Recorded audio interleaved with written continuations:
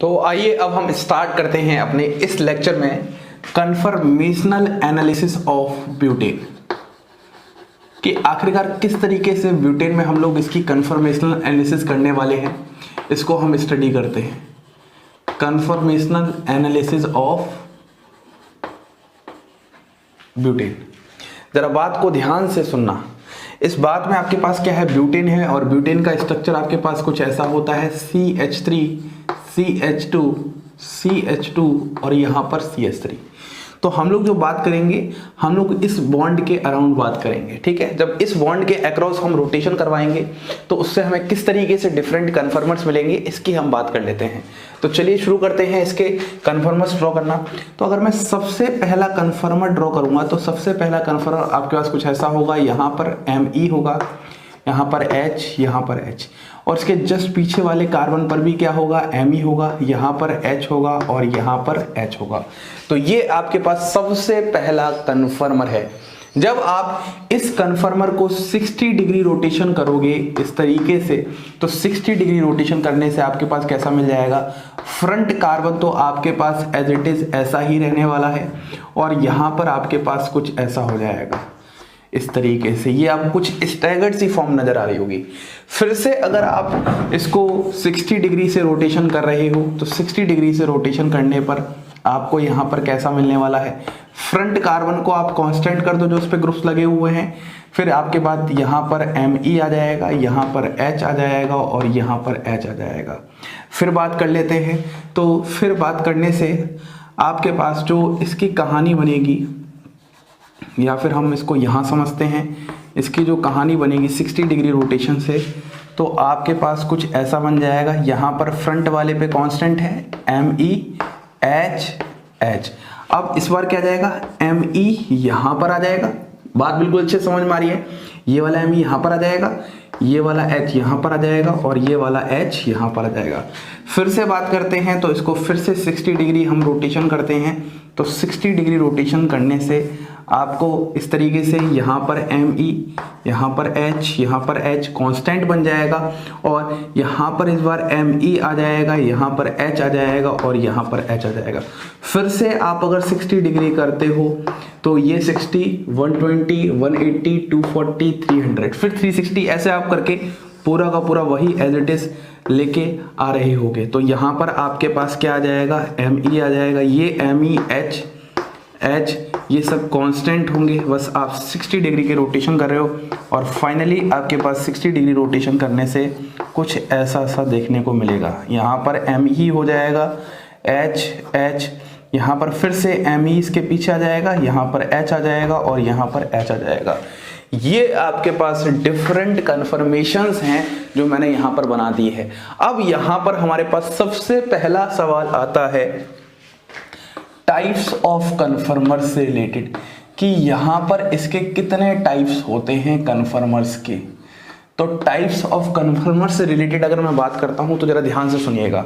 अगर आप इसको देख पा रहे हो तो इस वाले में क्या खास बात नजर आ रही है कि यहाँ पर Me के पीछे Me है, H के पीछे H है और H के पीछे H है, मतलब इक्लिप्सिंग है। और ये एक तरीके से हम कह सकते हैं ये फुली इक्लिप्स्ड है। कैसा है, फुली इक्लिप्स्ड। हमने यही तो पढ़ा था कि वह जो ग्रुप के पीछे अगर वही ग्रुप आ जाए तो ये फुली इक्लिप्स्ड कहलाता है। इस वाली फॉर्म की बात करता हूं तो ये स्टैगर्ड फॉर्म है। कैसी फॉर्म है, स्टैगर्ड, लेकिन इसको खास तरह का नाम देते हैं हम लोग गॉश स्टैगर्ड। कैसा नाम देते हैं, गॉश स्टैगर्ड। ये गॉश टर्म किस लिए आ चुका है, क्योंकि यहाँ पर Me और Me ग्रुप हैं, इसको आपको ध्यान देना है। ये Me और Me ग्रुप की वजह से आपका एक स्पेशल नोमेनक्लेचर चल रहा है जो कि ब्रिटिश और अमेरिकन सिस्टम के अकॉर्डिंग मैंने आपको सिखाया था। यहाँ पर देखो ये इक्लिप्स है, लेकिन इस बार ये फुली इक्लिप्स नहीं है। देखो Me के पीछे H है, इस H के पीछे Me, इस H के पीछे H है। मतलब अगर Me के पीछे M था, Me था, H के पीछे H था, H के पीछे H था, मतलब जो ग्रुप आपको आगे दिख रहे थे वही ग्रुप एज इट इज उसके इक्लिप्स में दिख रहे थे, तो वो फुली इक्लिप्स था। इस बार ये जो आपको इस बार दिखेगा पार्शियली इक्लिप्स दिखेगा। कैसा दिखेगा, पार्शियली इक्लिप्स्ड। इसके बाद अगला अगर आप देखोगे तो यहाँ पर Me के जस्ट स्टैगर्ड में, मतलब जस्ट एंटी में है, तो इसलिए हम बोलेंगे एंटी स्टैगर्ड। क्या बोलेंगे, एंटी स्टैगर्ड। तो ये आपके पास डिफरेंट टाइप्स ऑफ कन्फर्मर्स हैं, जो कि 4 कन्फर्मर्स यहाँ पर देखने को मिलते हैं। अगर हम पिछले वाले केसेस में बात करते हैं तो सिर्फ आपको 2 कन्फर्मर्स ही देखने को मिलते थे, एक तो इक्लिप्स और एक स्टैगर्ड, लेकिन इस वाले केस में आपको 4 देखने को मिल रहे हैं। बात अच्छे से समझ आ रही है। अब ये जो है ये जस्ट आप अगर देखोगे तो किसकी मिरर इमेज नजर आ रहा है, इसकी मिरर इमेज नजर आ रहा है। ध्यान से देखो, इसकी अगर इसके आगे आप मिरर लगा दोगे तो आपको यही चमकने वाला है। तो हम इसको भी नाम दे देंगे पार्शियली इक्लिप्स। क्या नाम दे देंगे? Partially Eclipse. उसके साथ मिरर इमेज में है। ऐसे ही बताओ ये किसके साथ मिरर इमेज में है? ये इसके साथ मिरर इमेज में है, गॉश स्टैगर्ड। इसकी मिरर इमेज है तो इसको हम बोलेंगे गॉश स्टैगर्ड। ये तो अब रिपीट हो रहे हैं। ऐसे ही अगर मैं बात करता हूं ये वाला, इसके साथ मिरर इमेज में आ जाएगा तो ये हमारे पास आ जाएगा फुली इक्लिप्स्ड। क्या आ जाएगा? Fully eclipsed. तो मेरा सबसे पहला सवाल, टाइप्स ऑफ कन्फर्मर्स कौन कौन से हैं? तो हम बोलेंगे सबसे पहला कन्फर्मर होता है हमारे पास फुली इक्लिप्स्ड। एक तो हमारे पास ये टाइप हो गया कन्फर्मर का। दूसरा जो टाइप होता है वो होता है हमारे पास पार्शियली इक्लिप्स्ड। पार्शियली इक्लिप्स्ड, ये वाली बात तो हमने किस में कर ली? इक्लिप्स्ड में कर ली। वहीं पर अगर मैं बात करता हूं तो एक होता है हमारे पास गॉश स्टैगर्ड, एक होता है हमारे पास गॉश स्टैगर्ड और एक होता है हमारे पास एंटी स्टैगर्ड। ये सारी नॉमेनक्लेचर हम लोगों ने जस्ट पिछले से पिछले लेक्चर में बहुत अच्छे से सीख रखी थी। क्लियर है? ये तो हो गया टाइप्स ऑफ कन्फर्मर्स। अब जो सबसे इंपॉर्टेंट टॉपिक है वो है relative stability. Relative stability of conformers. देखो, अगर हम रिलेटिव स्टेबिलिटी की बात करते हैं तो सबसे पहले मैं एक ऑर्डर लिख देता हूं, फिर मैं आपको पोटेंशियल एनर्जी कर्व से समझाता हूं किस तरीके से रिलेटिव स्टेबिलिटी यहां पर चल रही है। जरा ध्यान समझिएगा। देखो, अगर मैं इन चारों को जरा ध्यान से देखूंगा तो एक बात तो पक्की है, इक्लिप्स वाले कम स्टेबल होंगे एज कंपेयर टू स्टैगर्ड वालों के। ये आप मानते हो क्या? सुनो ध्यान से। अगर मैं रिलेटिव स्टेबिलिटी की बात कर रहा हूं तो ये आप सभी अच्छे से जानते हो, स्टैगर्ड वाले क्या होंगे? ज्यादा स्टेबल होंगे एज कंपेयर टू इक्लिप्स वाले के, क्योंकि यहां पर आपके पास टॉर्सनल स्ट्रेन होगा और स्टैगर्ड वाले फॉर्म में आपका टॉर्सनल स्ट्रेन नहीं होगा। अब अगर मैं स्टैगर्ड की बात करता हूं तो 2 स्टैगर्ड हैं, एक गॉश स्टैगर्ड एक एंटी स्टैगर्ड है। तो जरा ध्यान से देखना, यहां पर आपके पास एक खास तरह का स्ट्रेन आता है जिसको हम लोग बोलते हैं गॉश इंटरेक्शन, और इसी का नाम आ जाता है हमारे पास ब्यूटेन गॉश इंटरेक्शन या फिर ब्यूटेन गॉश स्ट्रेन। याद करो, मैंने बताया था कि जब भी आपके पास ब्यूटेन की स्टैगर्ड फॉर्म होगी और ये एमी ग्रुप बगल में होंगे तो उनके बल्कीनेस नेचर होने के कारण इनमें स्ट्रेन होता है। उसको खास नाम देते हैं ब्यूटेन गॉश इंटरेक्शन या फिर इसी को हम लोग बोलते हैं गॉश इफेक्ट। इसी को हम लोग क्या बोलते हैं? Gosh effect. और गॉश इफेक्ट एक कैसा है? रिपल्सिव इंटरेक्शन है, और रिपल्सिव इंटरेक्शन की वजह से इसकी स्टेबिलिटी क्या होती है? कम हो जाती है, क्योंकि इसकी एनर्जी क्या हो जाती है? बढ़ जाती है। तो अगर मैं स्टैगर्ड में बात करता हूं तो स्टैगर्ड में आपके पास एंटी स्टैगर्ड ज्यादा स्टेबल होता है as compare to gauche staggered. क्या आपको इतनी कहानी समझ में आई? एंटी स्टैगर्ड ज्यादा स्टेबल होता है एज कंपेयर टू गॉश। कारण क्या है? क्योंकि उसमें एक खास तरह का रिपल्शन देखने को मिलता है, जहां पर जब 2 एमी 60 डिग्री डायहेड्रल एंगल से सेपरेट होते हैं तो उनके बीच में एक रिपल्सिव इंटरेक्शन वर्क करता है जिसको हम गॉश इफेक्ट कहते हैं। इसको ध्यान रखना है। यहीं पर अगर आप बात करोगे तो ये एमी जस्ट 180 डिग्री पे है, तो यहाँ पर कोई भी किसी प्रकार का गॉश इंटरेक्शन नहीं है, इसीलिए ये ज्यादा स्टेबल होगा, इसकी एनर्जी कम होगी। अब हम बात करते हैं इक्लिप्स में। जरा आप इक्लिप्स में ध्यान दोगे तो यहां पर ये फुली इक्लिप्स है और ये पार्शियल इक्लिप्स है। तो आपको समझ में आ रहा है, फुली इक्लिप्स में एमी के पीछे एमी है, तो यहां पर वंडर वॉल स्ट्रेन बहुत ज्यादा होगी। अगर वंडर वॉल स्ट्रेन बहुत ज्यादा होगी, आपको मैंने ये सब बातें पढ़ा रखी थी, पहले ही बता रखी थी, और यहां पर टॉर्सनल स्ट्रेन भी होगी। वंडर वॉल स्ट्रेन तो होंगी ही होंगी, साथ में टॉर्सनल स्ट्रेन भी होंगी, और टॉर्सनल स्ट्रेन की वैल्यू बहुत ज्यादा होगी इसके लिए। अगर मैं इसकी वैल्यू की बात करता हूं तो ये 5.4 किलो कैलोरी पर मोल अराउंड रखता है। बाकी सब इससे ज्यादा स्टेबलाइज होते हैं। मतलब ये फॉर्म इस फॉर्म से 5.4 किलो कैलोरी पर मोल से स्टेबलाइज है। अगर मैं इक्लिप्स की बात करता हूं तो इक्लिप्स में कौन ज्यादा स्टेबल हो जाएगा? इक्लिप्स में आपके पास ज्यादा स्टेबल हो जाएगा पार्शियली, और पार्शियली के बाद आपके पास जो अगला हो जाएगा, ध्यान से सुनना मेरी बातों को, फुली, ये वाला आपके पास आ जाएगा। तो अगर अब मैं एक पूरा का पूरा ऑर्डर बनाऊं, हमें ये सारी बात समझ में आ चुकी है। स्टैगर्ड में स्टैगर्ड ज्यादा स्टेबल था इक्लिप्स पे, फिर एंटी गॉश, तो ओवरऑल ऑर्डर अगर मैं इसके ओवरऑल ऑर्डर की बात करता हूं तो ओवरऑल ऑर्डर मेरे दोस्तों आपके पास आ जाएगा सबसे पहले एंटी, उसके बाद आ जाएगा गॉश, उसके बाद आ जाएगा आपके पास पार्शियली और फिर आ जाएगा आपके पास फुली। अब ये इक्लिप्स वगैरह स्टैगर्ड वगैरह आप खुद ही लगा लेना, मैंने आपको एक ऑर्डर बता दिया। तो हमने टाइप्स ऑफ कन्फर्मर्स पढ़ लिए, हम लोगों ने रिलेटिव स्टेबिलिटी पढ़ ली। अब हम पोटेंशियल एनर्जी कर्व जानते हैं कि आखिरकार इसका पोटेंशियल एनर्जी कर्व हमारे पास कैसा रहा होगा। बहुत इंटरेस्टिंग केस है, जरा ध्यान से सुनिएगा। अगर मैं इसके पोटेंशियल एनर्जी कर्व को बनाऊंगा तो इसका पोटेंशियल एनर्जी कर्व को बनाने से पहले मैं कुछ इस तरीके से ऐसी 4 लाइन ड्रॉ करता हूं ताकि मुझे समझाने में थोड़ी सी आसानी हो और मैं आसानी से इसको ड्रॉ करके बना सकूं। जरा ध्यान से देखना, ठीक है। ये है आपके पास। अब देखो सबसे ज्यादा यहां पर क्या होगा, इक्लिप्स फॉर्म होगी।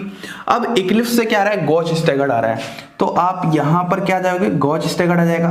गॉच स्टैगर्ड से फिर अगला कौन सा है, पार्शियल इक्लिप्स, तो पार्शियल इक्लिप्स यहां जाएगा। फिर आपके पास क्या आएगा, एंटी स्टैगर्ड आएगा। और इसके बाद फिर आपके पास यहां से वही चीजें रिपीट होंगी, मिरर इमेज चलेगी इसकी 180 डिग्री ऐसे करके, फिर तो आप इसको ऐसे बना सकते हो, इस तरीके से आ जाएगा, फिर इस तरीके से आ जाएगा, फिर इस तरीके से आ जाएगा। ये आपके पास एक पोटेंशियल एनर्जी कर्व बन के तैयार हो चुका है। यहां पर मैं रखता हूं पोटेंशियल एनर्जी और यहां पर मैं रखता हूं रोटेशन। अब जरा ध्यान से देखना मैं मेंशन कैसे करूंगा। ये वाली जो फॉर्म होगी जो 0 डिग्री पे होगी इसको हम बोलेंगे इक्लिप्स्ड। क्या बोलेंगे, इक्लिप्स्ड, इक्लिप्स्ड फॉर्म। और कौन सी इक्लिप्स्ड है ये फुली इक्लिप्स्ड है। इस वाली फॉर्म की मैं बात करता हूं, ये आपके पास कौन सी होगी, गॉश स्टैगर्ड। ये वाली कौन सी फॉर्म हो जाएगी आपके पास, गॉश स्टैगर्ड, क्योंकि इसके बाद 60 डिग्री पे गॉश स्टैगर्ड ही आया है, तो यहां पर आपके पास इसके कॉरस्पॉन्डिंग क्या आ जाएगा, 60 डिग्री आ जाएगा। इस वाली फॉर्म की बात करता हूं तो ये आपके पास हो जाएगी पार्शियली इक्लिप्स।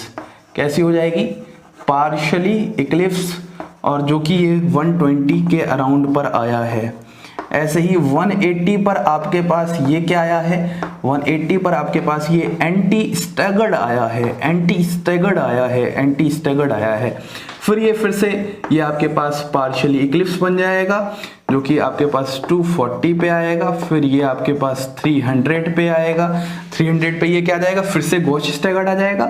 और लास्ट में ये आपके पास फुली इक्लिप्स फॉर्म इस तरीके से 360 पर बन जाएगी। तो ये आपके पास क्या है, एक पोटेंशियल एनर्जी कर्व है इन केस ऑफ ब्यूटेन, जो कि साफ साफ आपको नजर आ रहा होगा। इसके बाद इसकी मिरर इमेज है, क्योंकि देखो ये इसकी मिरर इमेज थी, ये इसकी मिरर इमेज थी, इसकी मिरर इमेज थी। तो ऐसे ही आप पोटेंशियल एनर्जी कर्व में भी ये बात आसानी से बना सकते हो, ड्रॉ कर सकते हो। अब अगर मैं एनर्जी की थोड़ी सी बात कर लूं तो यहां पर ये जो इतनी एनर्जी होती है ये होती है आपके पास 5.4 किलो कैलोरी पर मोल। जैसे वहां पर आपके पास जो सबसे ज्यादा स्टेबल होता था और जो सबसे कम स्टेबल होता था, अगर इथेन की बात करता हूं तो 3 किलो कैलोरी पर मोल का डिफरेंस था। अगर मैं प्रोपेन की बात करता हूं तो 3.3 या 3.4 किलो कैलोरी पर मोल था। वहीं पर अगर मैं यहां पर बात करता हूं तो ये एनर्जी डिफरेंस बढ़ जाता है, और बढ़ने का कहीं ना कहीं कारण इसमें गॉश इफेक्ट का भी रहा होता है। तो ये 5.4 किलो कैलोरी पर मोल बन जाता है।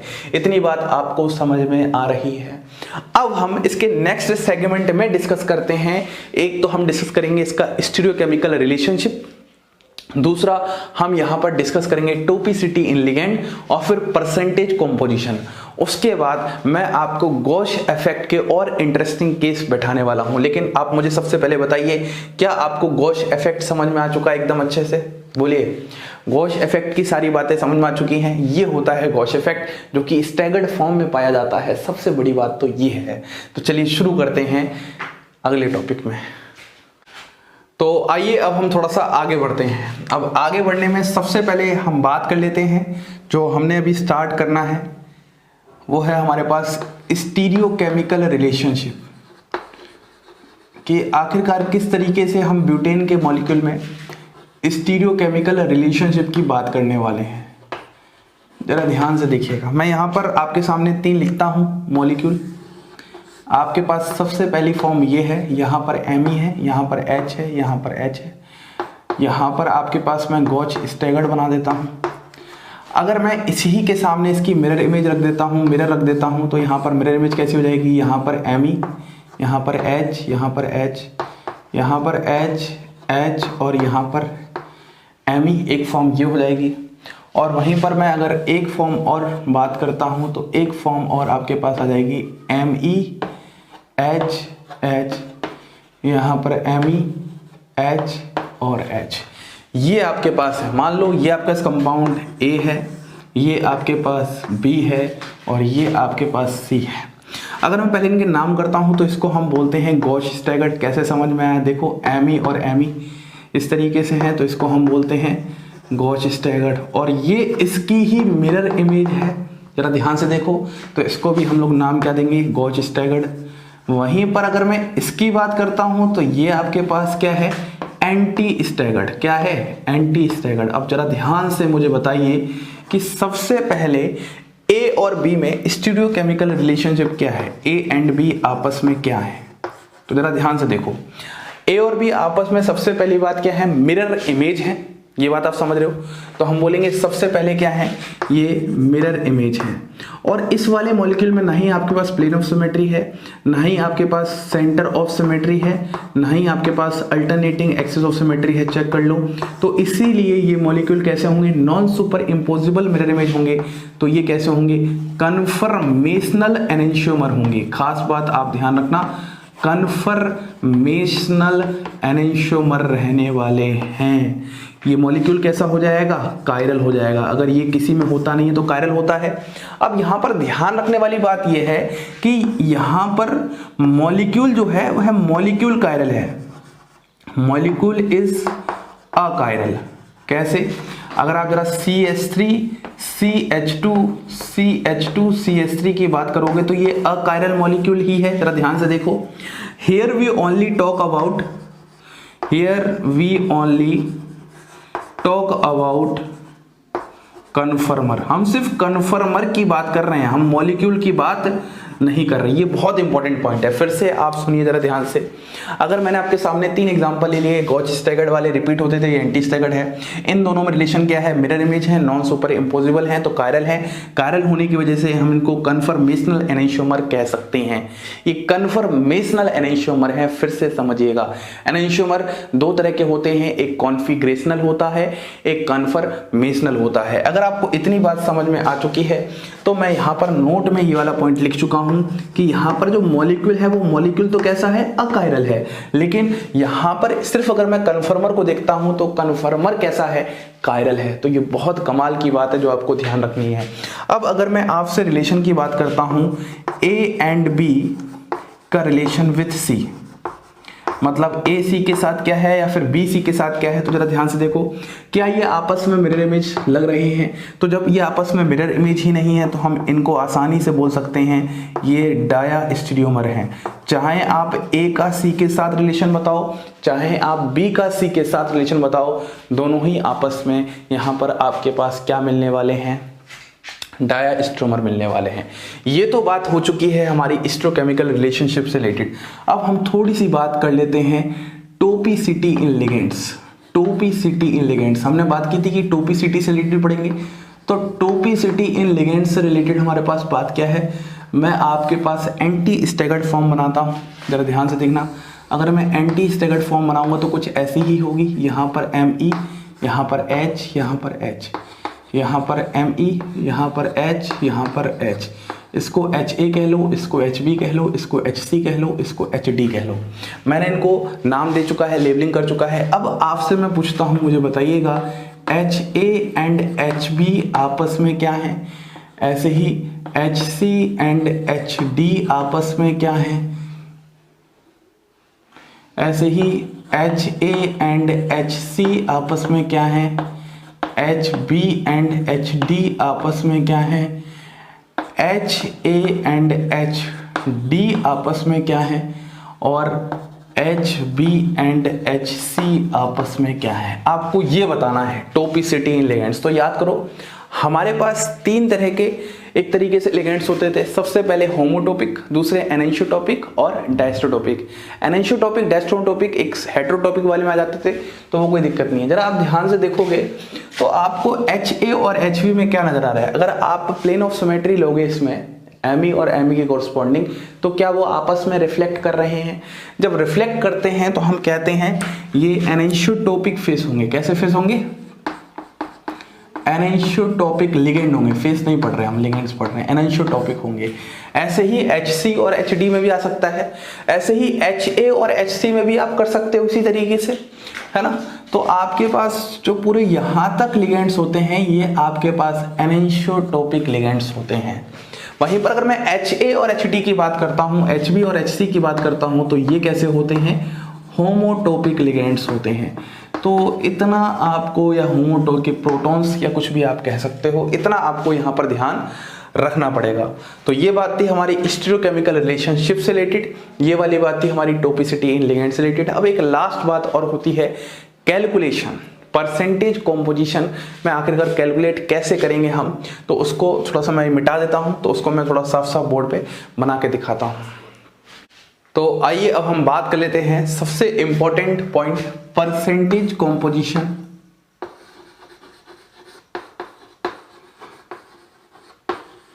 Of butane in equilibrium. जब हमारे पास ब्यूटेन इक्विलिब्रियम में प्रेजेंट होगा तब उस समय क्या परसेंटेज कॉम्पोजिशन रही होगी, इसको हम डिस्कस करते हैं। देखो सबसे पहले एक बात समझो, हम लोगों ने जो अभी इथेन और प्रोपेन पढ़ा था उसमें हमने जो दो फॉर्म ली थी, एक इक्लिप्स थी और एक स्टैगर्ड थी, क्योंकि दो ही हमारी मजबूरी थी। अब इस बार हम जो डायनेमिक इक्विलिब्रियम में प्रेजेंट दो फॉर्म को लेंगे। एक तो फॉर्म हमारे पास कुछ ऐसी होगी, यहाँ पर MEH H MEH H, और ये डायनेमिक इक्विलिब्रियम में प्रेजेंट होगी इसके साथ, एंटी स्टैगर्ड के साथ। यहाँ पर हमारे पास MEH H, यहाँ पर हमारे पास MEH H। सबसे पहली बात आपको यही समझनी है, ये जो फॉर्म होती है इसको हम बोलते हैं गॉज स्टैगर्ड। क्या बोलते हैं? Gauche staggered. और ये जो फॉर्म होती है इसको हम लोग यहाँ पर बोलते हैं एंटी स्टैगर्ड। इन दोनों ही फॉर्म का हमें रिलेटिव परसेंटेज कॉम्पोजिशन पढ़ना है, ठीक है। तो अगर इसमें बात करता हूं, देखो यहां पर आपके पास क्या है? गॉश इफेक्ट है, और गॉश इफेक्ट की वैल्यू होती है 0.9 किलो कैलोरी पर मोल। इस बात को आपको ध्यान रखना है। तो अगर ये वैल्यू है तो हम बोल सकते हैं ये जो स्टेबलाइज्ड है इसमें गॉश इफेक्ट नहीं है, इसीलिए स्टेबलाइज्ड है। तो हम यहाँ पर बोल सकते हैं जो डेल्टा H0 की वैल्यू आ रही है वो -0.9 किलो कैलोरी पर मोल रही होगी। बोलिए क्या सबसे पहली बात आपको समझ में आ रही है? बोलिए एकदम अच्छे से। दोनों ही हमारे पास स्टैगर्ड फॉर्म है, लेकिन दोनों स्टैगर्ड फॉर्म में सिर्फ डिफरेंस हमारे पास कहाँ है? इस वाले के साथ। यहाँ पर आपके पास क्या लग रहा है? गॉश इफेक्ट लग रहा है, और गॉश इफेक्ट लगने की वजह से यहाँ पर ये रिपल्सिव इंटरेक्शन की वजह से इसकी एनर्जी ज़्यादा होगी, तो इसकी स्टेबिलिटी कम होगी। अब आइए शुरू करते हैं। हमारे पास दो फॉर्मूले होते हैं। अब दो फॉर्मूलों में हम इसको G से डिनोट कर देंगे और इसको हम A से कर देंगे, ठीक है। लिखते हैं, जैसे सबसे पहला फॉर्मूला तो ये होगा K equilibrium is equal to concentration of AS anti staggered upon concentration of GS gosh staggered. आ रही बात समझ में? ये आपके पास आ जाएगी इक्वेशन नंबर 1, ये आ जाएगी आपके पास इक्वेशन नंबर 1। अब इक्वेशन नंबर 2 क्या है आपके पास? Delta G0 is equal to -RT ln K equilibrium, यही है। ये आपका इक्वेशन नंबर 2 है। अब इक्वेशन नंबर 2 लगाने से पहले सबसे ज़्यादा इस बार जो इंटरेस्टिंग बात बन जाती है वो डेल्टा G0 की बन जाती है। तो यहाँ पर डेल्टा G0 हमने क्या डिस्कस किया था? डेल्टा G0 होता है delta H0 minus T delta S0, यही होता है। इस बार आपकी जो ये रेसिडुअल एंट्रोपी है, जरा ध्यान से देखना, इस बार आपकी रेसिडुअल एंट्रोपी जो है वह 0 नहीं होती है। रेसिडुअल एंट्रोपी की वैल्यू आती है -R ln 2, ये वैल्यू होती है रेसिडुअल एंट्रोपी की। तो अब अगर मैं पूरी वैल्यू यहाँ पर रखूंगा तो क्या हो जाएगा? Delta G0 equal to delta H0 क्या है? -0.9, यहाँ पर आ जाएगा माइनस, और यहाँ पर क्या आ जाएगा आपके पास? 298 इंटू T लिख दिया, डेल्टा S क्या होगा माइनस R, तो माइनस लगा दो आप यहाँ पर। R जो होगा वो कितना होता है 1.99। अब क्योंकि ये किलो कैलोरी पर मोल है तो मुझे इसकी वैल्यू को भी डिवाइड बाय 1000 करना ही पड़ेगा किलो कैलोरी में लाने के लिए। R हो गया, ln2 की वैल्यू होती है इंटू 0.3010, ये आप ले सकते हो। क्या आपको इतनी बात सबसे पहले समझ में आई? इस बात को अगर आप समझ जाओगे तो आपकी यहाँ से डेल्टा जी नोट की वैल्यू आ जाएगी। अब यहाँ से अगर आप डेल्टा जी नोट निकालोगे तो ये समथिंग आ जाएगा, delta G naught equal to -0.9 plus 0.411 यहाँ से सॉल्व करके आएगा, माइनस माइनस यहाँ पे क्या हो जाएगा प्लस, और फाइनली आपके पास यहाँ पर जो ये वाली वैल्यू आएगी, देखो ये -0.9 है और ये है 0.411, तो यहाँ पर आपके पास आ जाएगा -0.489, इस तरीके का कुछ वैल्यू आ जाएगा। ये आपकी हो जाएगी डेल्टा जी नॉट। बोलिए इतनी बात समझ में आ रही है? ये आपके पास डेल्टा जी नॉट की वैल्यू आ जाएगी। अब जैसे ही आपने यहाँ से डेल्टा जी नॉट निकाला है, पुट कर दो, क्या फॉर्मूला था, delta G naught is equal to minus RT ln के, यही फॉर्मूला था। तो पुट करेंगे तो यहाँ पर ln के इज इक्वल टू -0.489 इंटू 1000, क्योंकि किलो कैलोरी में होगा तो 1000 करना पड़ेगा। ये हो गया RT, R कितना है आपके पास 1.99 इंटू T कितना है 298। तो समथिंग जब आप ये पूरा का पूरा वैल्यू सॉल्व कर लोगे, कुछ भी वैल्यू आएगा तो यहाँ पर आपके पास क्या हो जाएगा 2.303 log के आ जाएगा। ये मान लो कुछ भी आपने XYZ कुछ भी वैल्यू आ गया, तो यहाँ से आप जब इसको डिवाइड कर दोगे इसके साथ, इस वैल्यू के साथ, तो आपके पास फाइनली जो K इक्विलिब्रियम आ जाएगा वो आ जाएगा 2.28। एंटी लॉग लेके साइंटिफिक कैलकुलेटर का आप यूज कर लेना, 2.28 वैल्यू आ जाएगी। अब जैसे ही K इक्विलिब्रियम 2.28 आ गया तो हमें पता है K इक्विलिब्रियम होता ही क्या है 2.28 डिवाइड बाय 1 लिख सकते हो। यही किसके बराबर है आपके पास एंटी स्टैगर्ड, और यही किसके बराबर है आपके पास गॉच स्टैगर्ड। तो यहाँ से जो एंटी स्टैगर्ड की वैल्यू आ जाएगी वो कितनी आ जाएगी 2.28, गॉच स्टैगर्ड की वैल्यू कितनी आ जाएगी आपके पास 1। तो टोटल आपके पास यहाँ पर वैल्यू कितनी आ जाएगी, टोटल आ जाएगी 3.28। अगर आप अब एंटी स्टैगर्ड की कॉम्पोजिशन निकालना चाहते हो तो क्या हो जाएगा 2.28 जितना है अपॉन 3.28 इंटू 100, तो ये हो जाएगा 69.5%। अगर आपको गॉच स्टैगर्ड निकालना है तो 100 माइनस 69.5% कर दोगे तो ये 30.5% आ जाएगा। ये आपकी पूरी की पूरी कैलकुलेशन है परसेंटेज कॉम्पोजिशन इन ब्यूटेन। बोलिए बात समझ में आ रही एकदम अच्छे से? तो यहाँ पर आपकी कन्फर्मेशनल एनालिसिस ऑफ ब्यूटेन होती है कंप्लीट। अब हम लोग एक नया टर्म सीख चुके हैं गॉश इफेक्ट। क्या होता है गॉश इफेक्ट? अब हमारे पास ये जो गॉश इफेक्ट लग रहा है ये नॉन इंटरेक्टिंग ग्रुप्स में लग रहा है। जरा ध्यान से देखो, एमी और एमी कैसे ग्रुप हैं?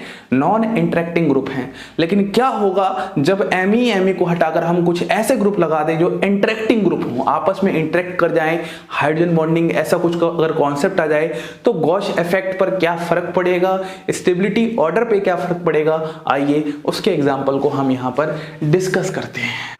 तो आइए हम एक एग्जाम्पल देखते हैं अब, जहां पर हम गॉश इफेक्ट को और अच्छे से समझने की कोशिश करते हैं। एग्जाम्पल है हमारे पास CH2, यहाँ पर OH है और यहाँ पर भी OH है। अब अगर मैं इस कार्बन कार्बन बॉन्ड के लॉन्ग रोटेशन करवाता हूँ, अभी भी ये sp3 हाइब्रिडाइज्ड हैं, दोनों के दोनों कार्बन, हम उसी केस के साथ डील कर रहे हैं। अब यहाँ पर आपको एक इंटरेस्टिंग बात पता चलने वाली है। देखो सबसे पहले अगर मैं यहाँ पर बात करता हूँ तो यहाँ पर आपके पास क्या है OH है, यहाँ पर H है, यहाँ पर H है, यहाँ पर भी आपके पास एक तरीके से OH है, यहाँ H है, यहाँ H है। जब मैं इसका 60 डिग्री रोटेशन करवाऊंगा तो ये कुछ इस तरीके से चेंज होने वाला है। यहाँ पर आपके पास क्या आ जाएगा OH आ जाएगा, यहाँ पर आपके पास OH आ जाएगा, H H H H, ऐसे ही बनेगा। ऐसे ही फिर से आप इसका 60 डिग्री का जब रोटेशन करवाओगे तो आपके पास यहाँ पर क्या आने वाला है, यहाँ पर आपके पास आ जाएगा OH, फिर यहाँ पर H और H था, यहाँ पर आ जाएगा OH H और H, और फाइनली फिर आप इसका जब 60 डिग्री का रोटेशन करवाओगे तो आपके पास क्या आने वाला है, ये आपके पास आ जाएगा OH, ठीक है, यहाँ पर H, यहाँ पर H। बोलिए। और इस वाले में यहाँ पर आ जाएगा इसके जस्ट अपोजिट में OH, H और H। तो ये आपके पास इतनी 4 डिफरेंट कन्फर्मर्स बनेंगे। हमें नाम अच्छे से पता है, इसका नाम होता है फुली इक्लिप्स्ड। क्या नाम होता है? Fully eclipsed. ठीक है, इसके अगर मैं नाम की बात करता हूँ तो इसका नाम होता है गॉश स्टैगर्ड। Gosh staggered. ठीक है, अगर मैं इसके नाम की बात करता हूं तो यहां पर इसका नाम होता है आपके पास पार्शियली इक्लिप्स। ये सब बातें आपको पहले से पता है, पार्शियली इक्लिप्स्ड। अगर मैं इसके नाम की बात करता हूं तो यहां पर आपके पास ये आ जाता है एंटी स्टैगर्ड। Anti staggered. अब आपके पास सवाल यहां पर ये बनता है, बताइए इसमें स्टेबिलिटी ऑर्डर क्या रहने वाला है? बताइए इसमें स्टेबिलिटी ऑर्डर क्या रहने वाला है? तो सवाल तो ये बन जाएगा, जैसे अगर मैं इसके स्टेबिलिटी ऑर्डर की बात करता हूं तो जरा ध्यान समझना इसका स्टेबिलिटी ऑर्डर यहां पर किस तरीके से हम लोग डिफाइन करेंगे। ये आपके पास 4 हैं। अभी हम नॉर्मल जब ब्यूटेन की बात कर रहे थे जहां पर आपके पास कोई भी इंटरेक्टिंग ग्रुप नहीं थे, इसका मतलब क्या है समझाने वाला हूं। तब आपके पास एंटी था ज्यादा स्टेबल, फिर गॉस था, फिर पार्शियली इक्लिप्स, फिर इक्लिप्स। लेकिन जब आप इस वाले केस में देखोगे तो यहां पर आपके पास इस ऑक्सीजन की इलेक्ट्रॉन डेंसिटी के साथ इस हाइड्रोजन का क्या हो जाएगा? हाइड्रोजन बॉन्ड बन जाएगा और हाइड्रोजन बॉन्ड एक स्टेबलाइजेशन एनर्जी रिलीज करवाएगा, जिसकी वजह से अब हम बोल सकते हैं कि गॉश फॉर्म जो होती है वो हमारे पास क्या होगी? ज्यादा स्टेबलाइज होगी एज कंपेयर टू एंटी। और बाकी पार्शियली इक्लिप्स हमारे पास वैसा ही रहेगा, पार्शियली इक्लिप्स हमारे पास वैसा ही रहेगा as compare to fully eclipse. बोलिए, क्या आपको ये बात समझ में आ चुकी है? तो यहां पर जो ऑर्डर में चेंज आया है वो इतने में चेंज आया है, और इसका रीजन हम क्या दे रहे हैं? इसका रीजन हम दे रहे हैं हाइड्रोजन बॉन्डिंग। तो ये आपके पास आंसर आ जाएगा। तो देखो किस तरीके से हम एक्सेप्शन की बात कर सकते हैं, क्योंकि यहां पर ये दोनों इंटरेक्टिंग ग्रुप हैं और इंटरेक्टिंग ग्रुप होने के कारण दोनों इंटरेक्ट कर रहे हैं, हाइड्रोजन बॉन्ड बना रहे हैं, जिसकी वजह से रिपल्शन खत्म हो चुकी है। रिपल्शन नाम की चीज ही खत्म हो चुकी है। जो एक समय पर कहीं पर लड़ते थे कभी, वो आज साथ साथ आने की कोशिश कर रहे हैं। तो यही आपके पास स्टेबिलिटी ऑर्डर जस्ट रिवर्स कर देता है। लेकिन क्वेश्चन बनाने वाले बहुत खतरनाक होते हैं। अगर आप इसको याद कर लोगे, ऐसे कर लोगे, तो कभी ना कभी गलतियां जरूर होंगी। तो जरा ध्यान से समझो मेरी बात को, क्या समझाने वाला हूं। नोट में आप हमेशा ध्यान रखना मीडियम, आपको मीडियम पक्का पता होना चाहिए। देखो आपके पास 2 मीडियम होता है, एक तो होता है नॉन पोलर मीडियम और एक होता है पोलर मीडियम। जब आपके पास नॉन पोलर मीडियम होता है तब आप इसकी बात करोगे गॉश, एंटी, पार्शियली और फुली। तब आपके पास ये ऑर्डर होगा। मतलब अगर कुछ मेंशन ना किया गया हो तो आपको वहां पर नॉन पोलर मीडियम को मानना है। फिर से सुनो, अगर कोई भी मीडियम आपको मेंशन ना किया गया हो, इसमें कोई भी मीडियम मेंशन नहीं है, तो आपको नॉन पोलर मीडियम को ही मानना है। लेकिन अगर पोलर मीडियम मेंशन कर दिया जाए तो यहां पर बहुत इंटरेस्टिंग केस आता है। वहीं उससे पहले एक बात और समझ लो, इसी को हम गैसियस फेज भी कहते हैं। इसी को हम गैसियस फेज भी कहते हैं और बाय डिफॉल्ट हमें इतना मानना है। मतलब हमें इतनी बात समझ में आ चुकी है नॉन पोलर मीडियम की। लेकिन अगर मैं पोलर की बात करता हूं तो देखो पोलर में क्या होगा, आपके पास फिर से मैं ये 2 फॉर्म बनाता हूं, यही आपके पास 2 फॉर्म होंगी। यहां पर OH, इस तरीके से गॉश और एंटी बनानी है मुझे। यहां पर OH, यहां पर H, H, H, H। यहां पर मैं बनाता हूं एंटी फॉर्म को, तो यहां पर क्या हो जाएगा आपके पास OH, यहाँ पर आपके पास क्या हो जाएगा, इस तरीके से OH बना दिया, H, H, H, H। अब आपको अच्छे से पता होना चाहिए पोलर का मतलब मैं यहाँ पर वाटर को ले सकता हूँ, बिल्कुल बिल्कुल मैं यहाँ पर वाटर को ले सकता हूँ। और वाटर की कहानी आपको पता है हाइड्रोजन बॉन्डिंग की। यहाँ पर इसके पास क्या है, लोन पेयर है, यहाँ पर पॉजिटिव, यहाँ पर पॉजिटिव। तो एक तो हाइड्रोजन बॉन्ड यहाँ से बनेगा, एक यहाँ से बनेगा, एक यहाँ से बनेगा, एक यहाँ से बनेगा। तो वाटर जो होता है वो हमेशा क्या करता है, 4 हाइड्रोजन बॉन्ड बनाता है। एक वाटर मॉलिक्यूल हमेशा 4 हाइड्रोजन बॉन्ड बनाता है। इस बात को आपको ध्यान रखना है। अब यही बात का यहाँ पर फायदा होता है। देखो सुनो ध्यान से, यहाँ पर ऑक्सीजन के लोन पेयर है, यहाँ पर ऑक्सीजन के लोन पेयर है और यहाँ पर पॉजिटिव है। ऐसे ही यहाँ पर आपके पास ऑक्सीजन का लोन पेयर है, यहाँ पर ऑक्सीजन का लोन पेयर है और यहाँ पर पॉजिटिव है। तो ध्यान सुनना, एक तो हाइड्रोजन बॉन्ड यहां से बनेगा H के साथ बनेगा, जाहिर सी बात है। एक हाइड्रोजन बॉन्ड यहाँ से बनेगा, यहाँ पे हाइड्रोजन बॉन्ड इसके साथ बन जाता है, फिर एक हाइड्रोजन बॉन्ड यहाँ से बनेगा और एक हाइड्रोजन बॉन्ड यहाँ से बनेगा। अब आप जरा ध्यान से देखोगे तो कितने हाइड्रोजन बॉन्ड बन रहे हैं, 1 2 3 4 5। इस वाले केस में आपके पास 5 हाइड्रोजन बॉन्ड बन रहे हैं और ये कौन सी फॉर्म है कि गॉशे फॉर्म है, गॉशे स्टैगर्ड फॉर्म है, गॉशे स्टैगर्ड फॉर्म है। बोलिए बात समझ में आ रही है। लेकिन अगर मैं इसकी बात करता हूं तो ये बहुत इंटरेस्टिंग केस है। यहां पर ऑक्सीजन पे लोन पेयर, तो एक तो हाइड्रोजन बॉन्ड यहां से बनेगा। अब कैसे बनेगा समझा देता हूं। यहां पर H होगा, यहां पर वाटर का ये होगा, यहां पॉजिटिव होगा, यहाँ पर तो लोन पेयर थे ही। ऐसे ही यहाँ पर एक बनेगा, यहाँ से भी तो बनेगा, ऑक्सीजन होगा वाटर का यहाँ पर इस तरीके से मौजूद, नेगेटिव वाला पार्ट। तो कितने हो गए, 1 2 3। ऐसे ही इस वाले केस में भी हो जाएगा, यहाँ से बनेगा, यहाँ से बनेगा, यहाँ से बनेगा। तो टोटल यहाँ पर कितने हाइड्रोजन बॉन्ड बन रहे हैं, 6 हाइड्रोजन बॉन्ड बन रहे हैं। और ये कौन सी फॉर्म है, एंटी फॉर्म है। आप जरा ध्यान से देखो, जो आपको पहले नॉन पोलर मीडियम में ज़्यादा स्टेबल दिख रहा था वो अब आपको पोलर मीडियम में कम स्टेबल दिखाई देगा, क्योंकि यहाँ पर सिर्फ 5 हाइड्रोजन बॉन्ड बनेंगे और यहाँ पर 6 हाइड्रोजन बॉन्ड बनेगी। तो हम बोलेंगे इसकी स्टेबिलिटी हमारे पास क्या हो जाएगी, ज़्यादा हो जाएगी। तो जब हम पोलर फॉर्म की बात करेंगे तो पोलर फॉर्म में आपको याद रखना है एंटी वाला ज़्यादा स्टेबल हो जाता है गॉश वाले के कंपैरिजन में, और बाकी पार्शियल इक्लिप्स और फुली इक्लिप्स तो एज इट इज वैसे ही रहते हैं। ये बातें आपको ध्यान रखनी है और इसी से क्वेश्चन एक 7वें आसमान पर चला जाता है। तो सुनो फिर से ध्यान से, जब भी आपके पास इंटरेक्टिंग ग्रुप आए जहां पर हाइड्रोजन बॉन्डिंग होने के चांसेस होंगे, अभी मैं नेक्स्ट लेक्चर में यही सब सिखाऊंगा, गॉशे इफेक्ट के सारे एक्सेप्शंस, गॉशे इफेक्ट की सारी बातें, और हेलो एल्केन के एग्जांपल भी मैं वहां पर डिस्कस कर रहा हूँ। जब भी आपके पास इंटरेक्टिंग ग्रुप आए तो गॉश फॉर्म ज्यादा स्टेबलाइज्ड होती है as compare to anti form, क्योंकि वहां पर हाइड्रोजन बॉन्ड लग चुकी है। तो जो मैंने ये बता दिया। और मीडियम का ध्यान रखना है, नॉन पोलर और जो गैसेस मीडियम होता है उस केस में हम ये कंसीडर करते हैं।